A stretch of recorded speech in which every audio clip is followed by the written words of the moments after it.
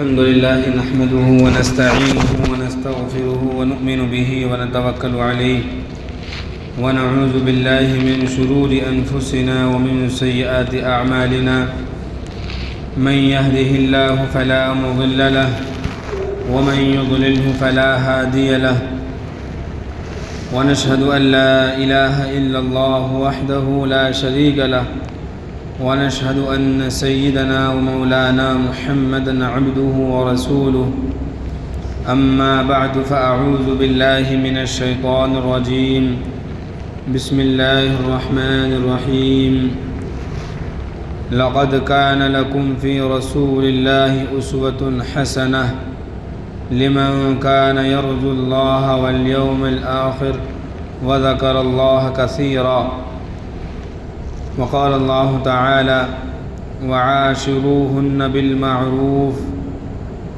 فإن كرهتموهن فعسى أن تكرهوا شيئا ويجعل الله فيه خيرا كثيرا وقال النبي صلى الله عليه وسلم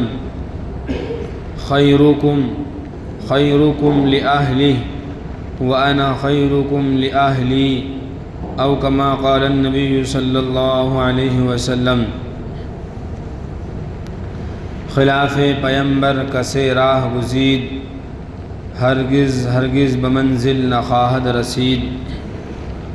معزز اور محترم سامعین کرام، عزیزان ملت، ہم سب کے لیے زندگی گزارنے کا بہترین نمونہ حضور اکرم صلی اللہ علیہ وسلم کی زندگی میں ہے۔ آپ صلی اللہ علیہ وسلم کی زندگی ہمارے لیے زندگی کے تمام شعبوں میں اور تمام گوشوں میں عملی نمونہ ہے۔ زندگی کے جس حصے میں بھی ہمیں سنت طریقے کی ضرورت پڑتی ہے تو آپ صلی اللہ علیہ وسلم کی زندگی ہمارے لیے نمونہ عمل ہے۔ تو جیسے آپ صلی اللہ علیہ وسلم کی زندگی ہر شعبے میں عملی نمونہ پیش کرتی ہے، چاہے تجارت کا معاملہ ہو، ملازمت کا معاملہ ہو، زراعت کا معاملہ ہو یا اور کوئی بھی مسئلہ ہو، اسی طریقے سے ازدواجی زندگی میں بھی حضور پاک صلی اللہ علیہ وسلم ہمارے لیے نمونہ عمل ہیں۔ ازدواجی زندگی کا مطلب ہوتا ہے شادی شدہ زندگی۔ نکاح کے بعد شوہر اور بیوی جو زندگی گزارتے ہیں، یہ ہماری زندگی کا ایک بہت اہم حصہ ہے، اور اس طرف بہت کم لوگوں کی توجہ جاتی ہے کہ اس سلسلے میں اسلامی ہدایات کیا ہیں، ہماری گھریلو زندگی کیسے ہونا چاہیے جس سے ہمارے گھروں میں بھی سکون اور عافیت کا ماحول ہو اور ہماری نسلوں کی بھی صحیح اور دینی تربیت ان کی ہو جائے۔ عام طور پر لوگ اس سے بہت بے خبر ہوتے ہیں اور اپنے طور پر لوگوں کو دیکھ کر یا ٹی وی سیریلز ان چیزوں کو دیکھ کر اپنی زندگی گزارا کرتے ہیں، لیکن جیسا کہ قرآن پاک کے اندر اللہ رب العالمین نے ارشاد فرمایا کہ لقد کان لکم فی رسول اللہ اسوۃ حسنہ، کہ تم سب کے لیے نبی اکرم صلی اللہ علیہ وسلم کی ذات میں بہترین نمونہ ہے، اسوہ ہے، بہترین طریقہ موجود ہے۔ کس انسان کے لیے ہے حضور کی زندگی میں؟ لمن کان یرجو اللہ، جو اللہ کی ذات سے امید لگاتا ہو، آخرت کے دن پر یقین رکھتا ہو، اللہ کو خوب یاد کرتا ہو، ایسے آدمی کے لیے نبی پاک صلی اللہ علیہ وسلم کی زندگی میں بہترین نمونہ ہے۔ اب آپ دیکھیں تو ایک انسان کی زندگی شادی سے پہلے کم گزرتی ہے، شادی کے بعد زیادہ گزرتی ہے۔ شادی سے پہلے کی زندگی جو ہوتی ہے اس میں 15 سال تک تو بچہ رہتا ہے، یعنی بالغ نہیں ہوتا، شریعت کے احکام کا مکلف نہیں ہوتا بالغ ہونے تک، 14-15 سال تک، اور اس کے بعد کچھ زندگی گزرتی ہے اور اس کے بعد پھر ازدواجی زندگی شروع ہو جاتی ہے، نکاح کے بعد والی زندگی، اور زیادہ تر مراحل انسان کو اسی زندگی میں پیش آتے ہیں۔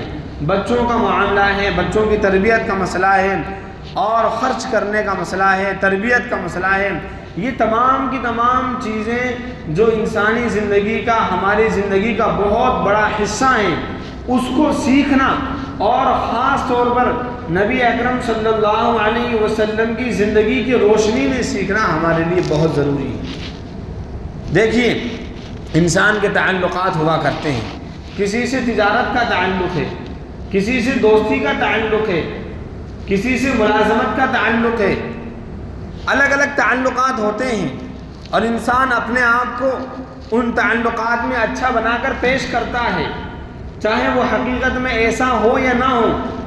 انسان چاہے اپنے آپ میں غلط ہے، برا ہے، لیکن جب وہ اپنے تجارتی پارٹنر کے سامنے پیش ہوگا، اپنے آپ کو اچھا بنا کر پیش کرے گا۔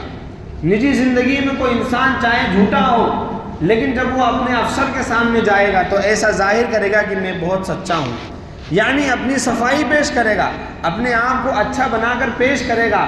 بعض مرتبہ انسان اپنی ذاتی زندگی میں، نجی زندگی میں ایسا نہیں ہوتا ہے، لیکن وہ دوہرا رویہ اختیار کر لیتا ہے، دو چہرے بنا لیتا ہے، ایک چہرہ اس کے ذاتی زندگی کا ہوتا ہے اور ایک چہرہ اس کا وہ ہوتا ہے جو عام لوگوں کے سامنے ہوتا ہے، دوستوں کے سامنے ہوتا ہے، اپنے کاروباری پارٹنر کے سامنے ہوتا ہے، یا اپنے ملازم یا افسر کے سامنے ہوتا ہے۔ وہاں انسان اپنے آپ کو اچھا بنا کر پیش کرتا ہے، حالانکہ نجی زندگی میں اس کا یہ معاملہ نہیں ہوتا۔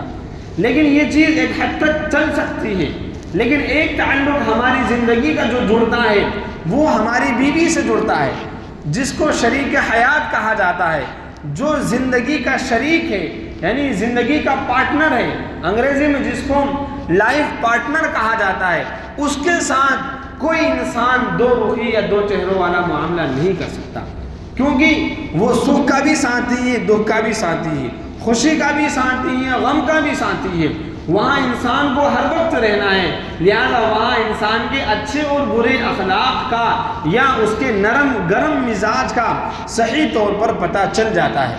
کوئی انسان گرم مزاج کا ہے، لیکن جب وہ لوگوں کے سامنے آتا ہے تو نرم بنتا ہے، لوگوں کے سامنے باتوں پر غصہ نہیں کرتا ہے، تھوڑی دیر تک اپنے آپ کو ایسا بنا لیتا ہے، لیکن جو انسان اپنی بیوی کے سامنے ان سب چیزوں کو نہیں کر پائے گا، کیونکہ بیوی کے ساتھ اس کو پوری زندگی گزارنا ہے۔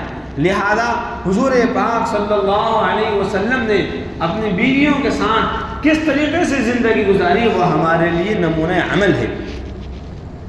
اسی لیے نبی پاک صلی اللہ علیہ وسلم نے ایک حدیث میں ارشاد فرمایا کہ دیکھیے، تم میں سے سب سے بہتر انسان کون ہے؟ کس کو سب سے اچھا قرار دیا جائے، کس کو سب سے اچھا کہا جائے اخلاق کے اعتبار سے، کس کے اخلاق سب سے اچھے ہوں؟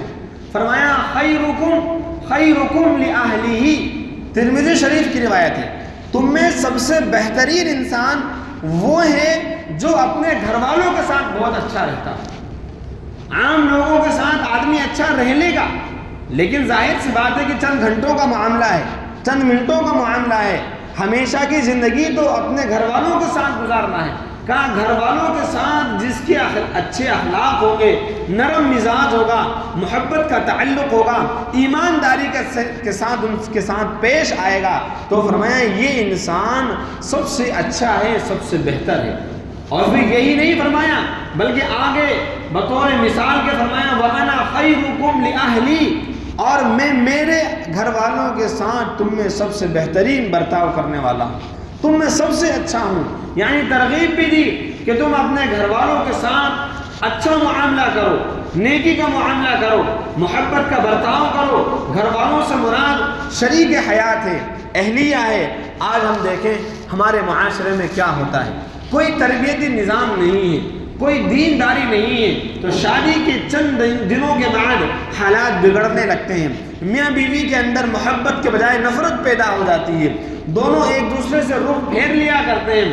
بعض مرتبہ حالات یہاں تک آتے ہیں کہ شادی کے پہلے سال کے اندر ہی الگ ہونے کے معاملات پیش آ جاتے ہیں۔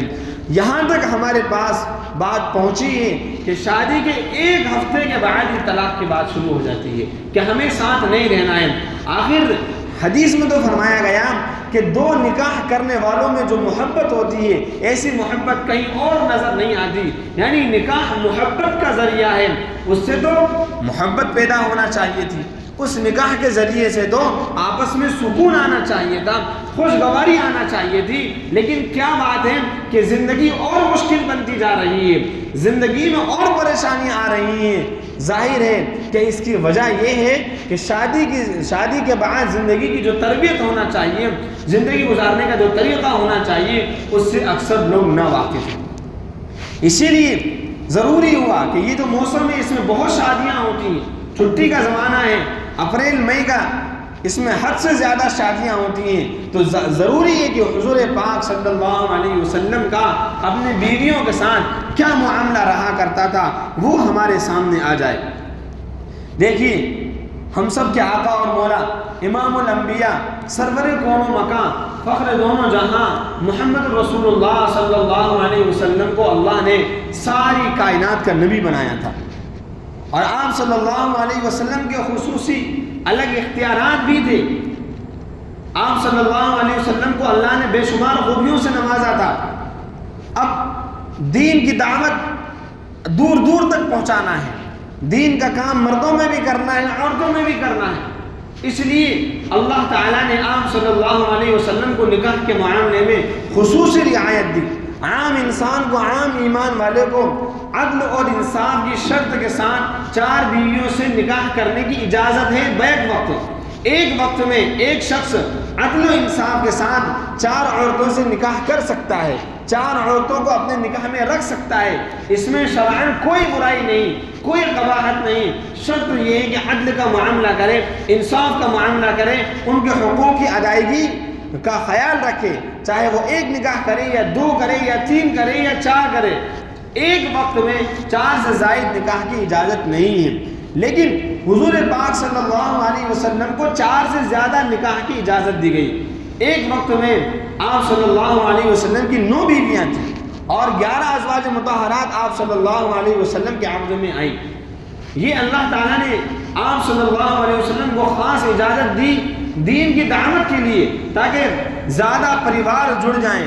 اسلام کا نیا نیا زمانہ تھا، زیادہ قبائل کی دلداری ہو. اسی اعتبار سے آپ صلی اللہ علیہ وسلم نے الگ الگ خاندانوں میں، الگ الگ پریوار میں نکاح فرمائے. آپ صلی اللہ علیہ وسلم کی 11 بیویاں تھیں. سب سے پہلے آپ صلی اللہ علیہ وسلم نے حضرت خدیجہ بنت خویلد، جن کو خدیجۃ الکبریٰ کہا جاتا ہے، ان سے نکاح فرمایا. پھر ان کے بعد حضرت سودا سے، پھر حضرت عائشہ، حضرت حفصہ بنت عمر. حضرت عائشہ حضرت ابوبکر صدیق کی بیٹی تھی، حضرت حفصہ حضرت عمر فاروق رضی اللہ تعالیٰ عنہ کی بیٹی تھی.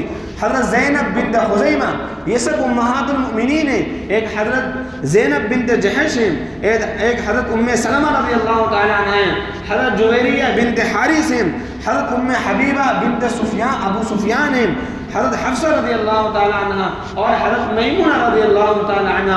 یہ 11 بیویاں آپ صلی اللہ علیہ وسلم کے نکاح میں تھیں. ان سب کے ساتھ آپ صلی اللہ علیہ وسلم کا ایسا معاملہ تھا، ایسا ازدواجی تعلق تھا کہ کسی کو کوئی شکایت نہیں ہوئی. اور حضور نے دعوے کے ساتھ فرمایا کہ میں اپنے گھر والوں کے ساتھ تم میں سب سے زیادہ اچھا اور بہترین برتاؤ کرنے والا ہوں. اور اس کا حکم اللہ تعالیٰ نے قرآن پاک کے اندر 4 پارے میں سورہ نساء کے اندر حکم دیا ہے. فرمایا وَعَاشِرُوهُنَّ بِالْمَعْرُوفِ، تم اپنی بیویوں کے ساتھ بھلائی کا معاملہ کرو، خیر کا معاملہ کرو، احسان کا معاملہ کرو. ان کو اپنے گھروں کی نوکرانی نہ سمجھو، ان کو خادمہ نہ سمجھو. وہ آپ کی زندگی کی شریک حیات ہیں، وہ بھی محبت کے لائق ہیں. جیسا آپ کا ان پر حق ہے کہ وہ آپ کی خدمت کریں، ایسا ان کا آپ پر بھی حق ہے. وَلَهُنَّ مِثْلُ الَّذِي عَلَيْهِنَّ بِالْمَعْرُوفِ، کہ ان کے بھی ویسے ہی حقوق ہیں جیسا کہ ان کے اوپر حق ہیں. مرد کے حقوق عورت پر ہے کہ وہ اس کا عزت اور احترام کرے، اس کی خدمت کرے، اس کی ضروریات کا خیال رکھے، اس کے گھر بار کا خیال رکھے، اس کے بچوں کی صحیح تربیت کرے. ایسے ہی مرد پر بھی حق ہے کہ وہ عورت کا خیال رکھے، اس سے محبت کرے، اس کی ضروریات کا خیال رکھے اور اس کی پسندیدگی کا خیال رکھے اور اس کی تمام جائز حاجات کو پورا کرے. اور اس سلسلے میں حضور اکرم صلی اللہ علیہ وسلم کی زندگی ہمارے لیے نمونہ عمل ہے. دیکھیے آپ صلی اللہ علیہ وسلم کی زندگی سے ہمیں کیسے نمونے ملتے ہیں. ایک تو عام بات یہ ہے کہ آپ کسی بھی شخص کی تعریف کریں گے، انسانی فطرت ہے کہ وہ تعریف کو پسند کرتی ہے، لیکن اس معاملے میں حدیث میں فرمایا گیا ہے کہ کسی بھی انسان کی تعریف اس کے منہ پر مت کیجیے. یہ غلط بات ہے، اس سے اس کے اندر تکبر پیدا ہوگا. لیکن بیویوں کے بارے میں خود حضور پاک صلی اللہ علیہ وسلم اپنی بیویوں کی تعریف کیا کرتے تھے، اور بیوی چاہتی ہے کہ اس کا شوہر اس کی تعریف کرے، اور بیوی اپنے شوہر، جب شوہر اس کی تعریف کرے گا اور اس کی بڑائی کرے گا، اس کی خوبی بیان کرے گا، تو وہ شوہر سے محبت بھی کرے گی، اس کے سامنے بن کر سنور کر آئے گی. آج معاملہ یہاں تک پہنچ گیا کہ جب بیوی کے ساتھ غلط معاملات کیے جاتے ہیں اور غصے والا چہرہ اس کے سامنے پیش کیا جاتا ہے، وہ شوہر کے سامنے بیوی نے بننا سنورنا ہی چھوڑ دیا. آج کل تو بیویاں بنتی سنورتی ہیں باہر جانے کے لیے، حالانکہ ان کو حکم دیا گیا تھا کہ تم اپنے شوہر کے لیے بناؤ سنگار اختیار کرو. عورتوں کی فطرت میں بناؤ سنگار ہے، اس کی ممانعت نہیں ہے. اسی لیے عورتوں کو سونا پہننے کی اجازت ہے، چاندی پہننے کی اجازت ہے، ریشم کی اجازت دی گئی ہے، زیب و زینت کی ان کو اجازت دی گئی ہے، اس لیے کہ عورت کی فطرت میں بننا سنورنا ہے. لیکن جب مرد اس کے بننے سنورنے کی طرف توجہ نہیں دے گا تو وہ کیوں مرد کے سامنے بنے گی اور سنورے گی؟ اسی کا بالکل معاملہ الٹا مردوں میں ہو گیا. مرد جب باہر جاتے ہیں تو خوب بن سنور کر جاتے ہیں، لیکن بیوی کے لیے کوئی مرد بنتا سنورتا نہیں ہے. یہ اسلامی تعلیمات کے خلاف ہے. نبی پاک صلی اللہ علیہ وسلم اپنی بیویوں کی تعریف کیا کرتے تھے، ان کی دلجوئی کیا کرتے تھے. بلکہ حضرت عائشہ رضی اللہ تعالیٰ عنہ کے بارے میں فرمایا ان فضل عائشہ علی سائر النساء، کہ حضرت عائشہ کی فضیلت میری بیویوں میں ایسی ہے جیسے کہ کفضل السرید علی الطعام، جیسے کہ کھانے کے اندر سرید ایک کھانا ہوتا ہے، تمام کھانوں پر اس کی فضیلت. سرید ایک قسم کا کھانا ہوتا ہے، آپ صلی اللہ علیہ وسلم کو یہ بہت پسند تھا. سرید کھانا اس کو کہا جاتا ہے کہ گوشت کے سالن کے اندر کچھ آپ روٹی کو توڑ کر کے ٹکڑے اس میں ڈال دیں اور اس کو ہلکا سا پکا لیں، مکس کر لیں، اور اس کے بعد اس کھانے کے اندر لذت بہت بڑھ جاتی ہے. اس کو عربی کے اندر سرید کہا جاتا ہے. خیر، تو آپ صلی اللہ علیہ وسلم اپنی ازواج کی تعریف کیا کرتے تھے. حضرت خدیجہ رضی اللہ تعالی عنہ کا انتقال بہت پہلے ہو چکا تھا. حضرت خدیجہ الکبریٰ رضی اللہ تعالی عنہ کے انتقال کے بعد ہی آپ صلی اللہ علیہ وسلم نے دوسرے نکاح فرمائے. پہلا نکاح حضرت خدیجہ سے کیا تھا. جس وقت حضرت خدیجہ سے نکاح کیا تھا اس وقت آپ صلی اللہ علیہ وسلم کی عمر 25 سال کی تھی، اور حضرت خدیجہ رضی اللہ تعالی عنہ کی عمر 40 سال کی تھی. اور حضرت خدیجہ آپ صلی اللہ علیہ وسلم کے نکاح میں آنے سے پہلے 2 شوہروں سے بیوہ ہو چکی تھی. یعنی ایک شوہر سے نکاح کیا، ان کا انتقال ہو گیا، ان کے بعد دوسرے شوہر سے نکاح کیا، ان کا انتقال ہو گیا، تیسرا نکاح آپ صلی اللہ علیہ وسلم نے کیا. آپ صلی اللہ علیہ وسلم عرب کے حسین جمیل اور سب سے اعلیٰ اور اشرف خاندان کے تھے، بڑے اخلاق تھے، بڑا چرچا تھا، اور آپ صلی اللہ علیہ وسلم نے کا پہلا نکاح تھا. غور کرنے کی بات ہے، آج کل تو بیواؤں سے نکاح کو معیوب سمجھا جاتا ہے. لوگ سمجھتے ہیں کہ کوئی مل نہیں رہی ہوگی اس لیے بیوہ سے نکاح کر لیا. بیوہ کے نکاح کی مستقل فضیلت ہے. آپ غور کیجئے کہ آپ صلی اللہ علیہ وسلم نے پہلا نکاح، جبکہ آپ کی عمر 25 سال کی ہے اور حضرت خدیجہ کی عمر 40 سال کی ہے، 15 سال کا فرق ہے، 2 شوہروں سے بیوہ ہو چکی ہیں، اس کے باوجود حضرت خدیجہ رضی اللہ تعالیٰ عنہ سے نکاح فرمایا ان کے اخلاق کی بنیاد پر، اور ان سے محبت کی. اور حضرت عائشہ فرماتی ہیں کہ حضور حضرت خدیجہ کا اتنا ذکر کرتے تھے، بار بار ان کا ایسا تذکرہ کرتے تھے کہ مجھے حضرت خدیجہ پر رشک آنے لگا. ایک مرتبہ تو حضرت عائشہ رضی اللہ تعالیٰ عنہ نے سوال کر لیا کہ یا رسول اللہ، آپ بار بار حضرت خدیجہ کا ذکر کرتے ہیں. حضور نے فرمایا انہا کانت مکانت، وہ تو بہت اچھی تھی، وہ تو بہت اچھی تھی، مجھے ان سے بڑی محبت تھی. وکان لی منہا ولد، اور اللہ نے مجھے ان سے اولاد عطا فرمائی تھی. یہ پیغام دیا جا رہا ہے کہ اپنی بیویوں کی تعریف کریں. یہ مطلب نہیں ہے کہ ان کو سروں پر بٹھا لیں. حکم مرد کا چلے گا، الرجال قوامون علی النساء. اللہ نے مرد کو قوام بنایا لیکن ظالم نہیں بنایا. ایسا نہیں ہے کہ یہ آقا ہے اور عورت اس کی یہ جیسے چاہے اس سے خدمت لیتا رہے، اور اس کا الٹا بھی نہیں ہے کہ یہ مخدوم یا خادم بن جائے اور عورت اس کی آقا بن جائے، بلکہ بیچ کا راستہ ہے کہ ان سے محبت بھی کرو اور ان کے حقوق بھی ادا کرو اور ان سے محبت کا اظہار بھی کرو۔ بعض لوگ تو ایسے ہیں کہ ساری کی ساری زندگی گزر گئی، انہوں نے کبھی اپنے گھر میں کھانے کی تعریف تک نہیں کی کہ آپ نے بہت اچھا کھانا بنایا۔ کیوں بھائی؟ گرمیوں کے اندر کتنی گرمی ہوتی ہے، چولہے کے اندر کھڑی ہو کر کے کتنی محنت سے اس بات کی کوشش کرتی ہے خاتون کہ کوئی نمک تیز نہ ہو جائے، نمک کم نہ رہ جائے، کوئی کسی چیز میں کوئی کمی نہ رہ جائے، اور وہ اپنے شوہر کے لیے کھانا بناتی ہے، اور شوہر ہے کہ کبھی اس کی تعریف تک نہیں کرتا۔ بازار میں جائے گا تو ماشاءاللہ آپ کی دکان کی لسی تو بہت شاندار ہے، آپ نے تو بہت اچھا شربت پلایا ہمیں، سارے زمانے میں لوگوں کی تعریف کرے گا، رات دن کھانا کھائے گا، کبھی تعریف نہیں کرے گا۔ مہمان آئیں گے وہ ضرور تعریف کریں گے، یہ مزاج غلط ہے۔ سیکھیے کہ حضور اکرم صلی اللہ علیہ وسلم اپنی بیویوں کی تعریف بیان فرمایا کرتے تھے، یہاں تک کہ ایک مرتبہ تو حضرت عائشہ رضی اللہ تعالی عنہا سے فرمایا کہ ما ابالی بالموت، کہ مجھے موت کی کوئی پرواہ نہیں، بعد اس کے کہ میں نے جان لیا کہ تم جنت میں بھی میری بیوی رہو گی، جب سے مجھے اس بات کا علم ہوا ہے کہ تم جنت میں میرے نکاح میں رہو گی، میری بیوی رہو گی، تو مجھے موت کی کوئی پرواہ نہیں۔ سبحان اللہ، کیسا دل خوش ہوتا ہوگا۔ آپ صلی اللہ علیہ وسلم نے جب اپنی اہلیہ سے اس بات کا اظہار فرمایا تو کیسا اس کا اظہار ہوگا، اور حضرت خدیجہ کے بارے میں فرمایا انی رزقت حبھا، اللہ کی طرف سے مجھے ان کی محبت عطا فرمائی گئی۔ ایک مرتبہ تو حضرت عمرو بن العاص نے عام مجمع میں پوچھ لیا حضور آپ کو سب سے زیادہ کس سے محبت ہے؟ آپ نے یہ نہیں فرمایا ارے کسی بات کرتے ہو آپ تو بعد میں پوچھنا، یہ کوئی بات ہے کیا تمہاری، یہاں بیوی کے بارے میں پوچھ رہے ہو؟ فرمایا مجھے عائشہ سے محبت ہے۔ یہ زندگی گزارنے کا طریقہ ہے، اس سے میاں بیوی کے اندر جب محبت قائم رہے گی، آپ کی آنے والی نسل اولاد اس کی صحیح تربیت ہوگی۔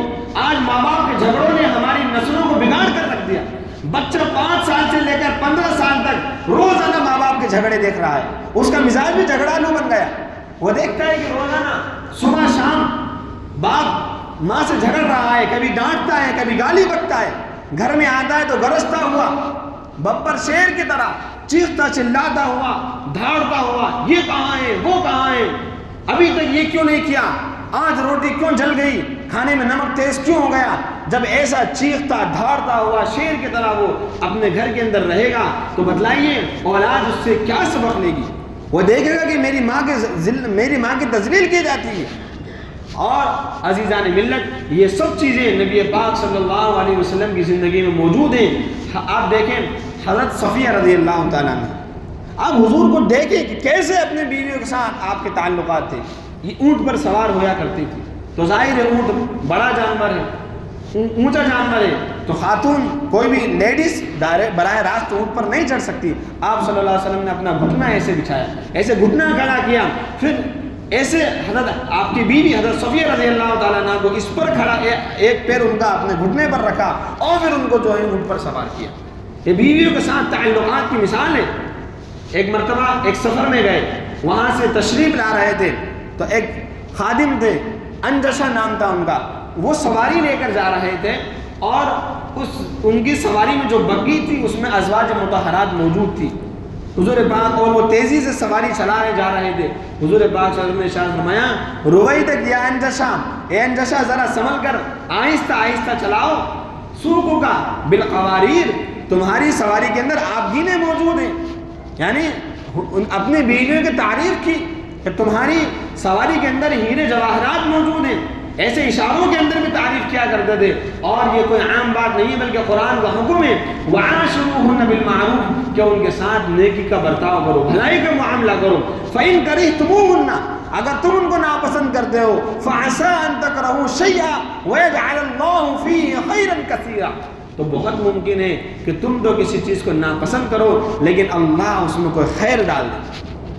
اکثر ایسا ہوتا ہے کہ ہم بہت سی مرتبہ کسی چیز کو ناپسند کرتے ہیں حالانکہ وہ ہمارے لیے بہتر ہوتی ہے، اور ہم کسی چیز کو اچھا سمجھتے ہیں، پسند کرتے ہیں، اور اس میں ہمارے لیے شر چھپی ہوئی ہوتی ہے۔ ایک مرتبہ حضرت عائشہ رضی اللہ تعالیٰ عنہ نے حضور پاک صلی اللہ علیہ وسلم سے سوال کیا کہ آپ کو مجھ سے کیسی محبت ہے، آپ کو مجھ سے کیسی محبت ہے؟ حضور پاک صلی اللہ علیہ وسلم نے یہ نہیں کہا بھائی ایسے ایسی بات کرتی ہے، اسی یہ کوئی بات کرنے کی ہے. فرمایا میری تم سے محبت رسی کی گرہ کی طرح ہے. پھر حضرت عائشہ نے ایک مرتبہ پوچھا کہ وہ رسی کی گرہ ڈھیلی تو نہیں ہوئی، کمزور تو نہیں ہوئی؟ کہا نہیں، جیسی رسی کی گرہ پہلے تھی ابھی بھی ہے. یعنی میری محبت تم سے برقرار ہے.